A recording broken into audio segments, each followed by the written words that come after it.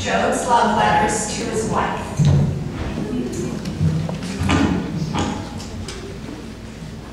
My dear wife, it pains me to be away from you, my darling. The one drawback to being as wealthy as I am is that my vast holdings are now so spread out that I must make these periodic business trips. I long to be with you and the children. See you soon. Your loving husband, Job. My dearest Job, your pain at being separated from me is equal to my own, but I'm afraid I have some bad news for you. While you were gone, those pesky Sabaeans rode into town and stole all of your mules and oxen. And worse than that, they killed all of your farmhands when they tried to resist. Please come home as quickly as you can. Your loving wife, Dorcas.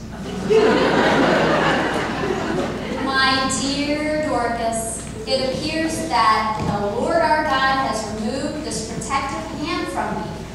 Immediately after I received your last letter, a message arrived from the mountain meadows saying that my entire herd of sheep were wiped out by a ball of fire from outer space. I regret that I will have to delay my return home in order to do damage control in my fields and in the mountain meadows. But I should return home in time for Job Jr.'s birthday party. Miss you so much. Love, Job. Dear Job, I almost decided not to write you, but I fear I must. Yesterday, those pesky Chaldeans swarmed down from the hills and stole your entire herd of camels. It appears that you are right about the Lord, our God, removing his protective hand from you. I can't help but think it might be because you've been sinful. Have you been up to no good while you've been gone? And you have a lot of explaining to do. Signed, Dorcas. Darling, please don't be angry with me. I assure you that I've done nothing wrong. I'm finishing up my business here, and I will arrive home in plenty of time for Job Jr.'s birthday. I'll explain things then. Please keep the home fires burning. Signed, your faithful husband, Job. Job, you miserable jerk. Don't bother to return home for Job Jr.'s birthday. Job Jr. is dead. All of our kids and their wives and their families are dead. Their house collapsed in a windstorm and crushed them all to death. What sin have you committed to cause us such pain? What are you keeping from me? Is it another woman? Are you worshiping other gods? My dear wife, please don't blame me. I have searched my soul and found no fault of mine. There is no other woman. There is no other God. I am loyal to both you and our God. I remain your faithful servant, Job.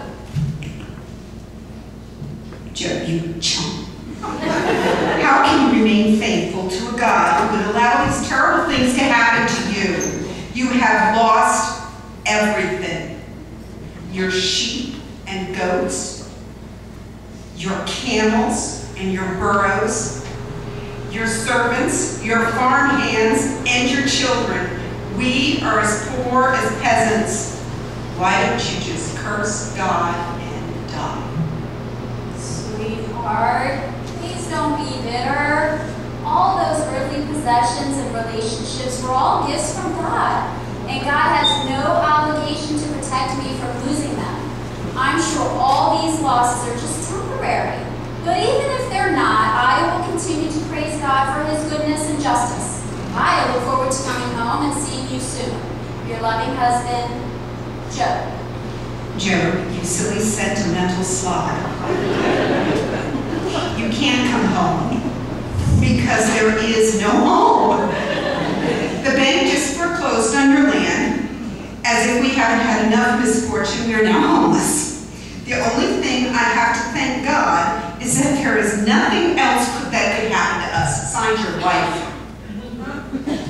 My sweet wife, just when you think nothing else could go wrong, something else does go wrong. I have an infectious skin disease, so I will not be returning home until I'm no longer contagious. But I thank God that I'm still alive.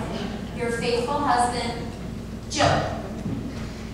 Curse God and die, you child. My darling wife, as you know, I've remained faithful to the Lord during this long period of disaster and sickness. I'm happy to report that my loyalty was not in vain. My skin disease has healed, and my vast holdings, my livestock, and my lands have all been restored to me. In fact, I'm richer now than I was before disaster struck. It turns out that God was merely using me to show the devil that some men do not base their loyalties on what God can give them. I will return home tomorrow with a caravan of gold and diamonds. Are you still angry with God? Angry? Me? I've known all along that this was only temporary. There was never a doubt in my mind.